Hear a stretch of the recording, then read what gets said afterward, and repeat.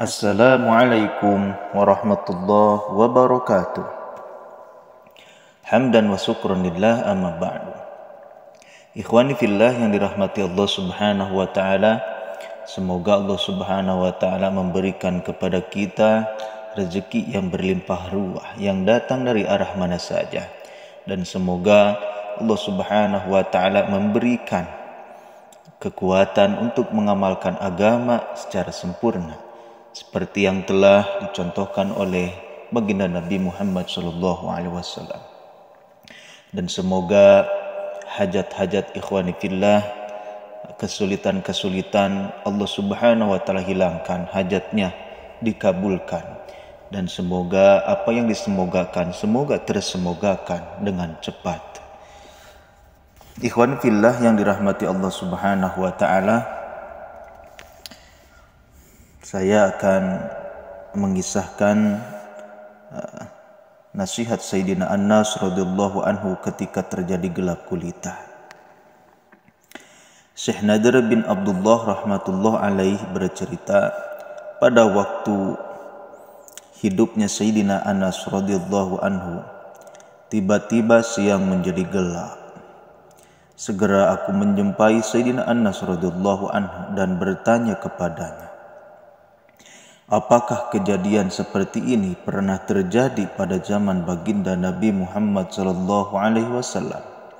Jawabnya, na'udzubillah. Jika angin bertiup sedikit kencang pada zaman Nabi Muhammad SAW, kami segera pergi ke masjid karena takut akan terjadi kiamat. Sayyidina Abu Darda radhiyallahu anhu juga bercerita, jika terjadi angin ribut, biasanya baginda Nabi Muhammad SAW akan merasa takut dan segera pergi ke masjid.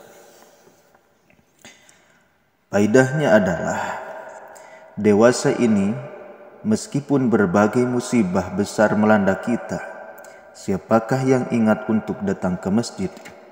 Jangankan masyarakat awam, bahkan orang-orang berilmu pun sedikit yang mempedulikannya. Silakan menjawab masalah ini dengan merenungkannya di dalam hati masing-masing. Ikhwani fillah yang dirahmati Allah Subhanahu wa taala, itulah nasihat Sayyidina Anas radhiyallahu anhu ketika terjadi gelap gulita, yang pada intinya dan kesimpulannya adalah, ketika ada masalah, ketika ada sesuatu yang menurut kita itu adalah sesuatu yang sangat mengerikan, mungkin itu hujan yang sangat lebat, kemudian angin yang sangat kencang, kemudian awan yang begitu gelap menyelimuti perkampungan, maka bergegaslah pergi ke masjid. Karena apa? Karena itulah satu-satunya tempat yang insya Allah Subhanahu wa ta'ala muliakan, yang insya Allah Subhanahu wa ta'ala akan memberikan keamanan di tempat tersebut. Dan ini juga telah dicontohkan oleh baginda Nabi Muhammad SAW kepada kita semua.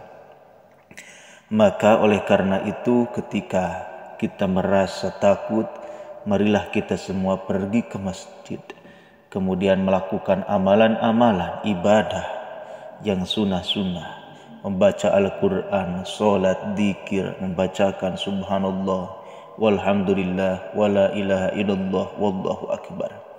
Karena memang sebenarnya pada masa ini, pada zaman ini, sudah sedikit sekali orang-orang yang pergi ke masjid ketika ada musibah, ketika ada sesuatu yang merasa takut. Sedikit sekali. Karena apa? Karena lemahnya iman. Oleh karena itu, semoga Allah Subhanahu wa ta'ala selalu memberikan kepada kita kekuatan iman, kekuatan untuk mengamalkan agama secara sempurna, seperti yang telah dicontohkan oleh baginda Nabi Muhammad SAW kepada kita. Janganlah kita melemah, janganlah kita santai-santai, janganlah kita bermalas-malas, janganlah kita berleha-leha mendengar seruan Allah Subhanahu wa ta'ala azza wa jalla ketika ketika waktu sholat telah tiba.